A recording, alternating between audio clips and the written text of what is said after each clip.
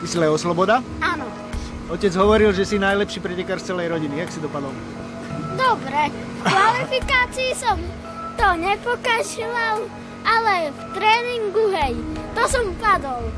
Dobre, a jaké miesto si získal? Tretie. Tak to je paráda, nie? Otec bol 27, tak to máš o 24 miest pred ním. No, ale aspoň, že som došiel celý. Keď si spadol, čo sa stalo?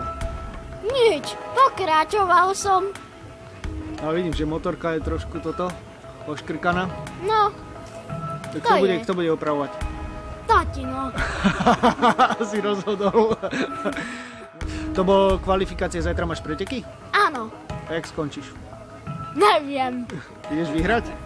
Chcem. Tak držíme palce, čau.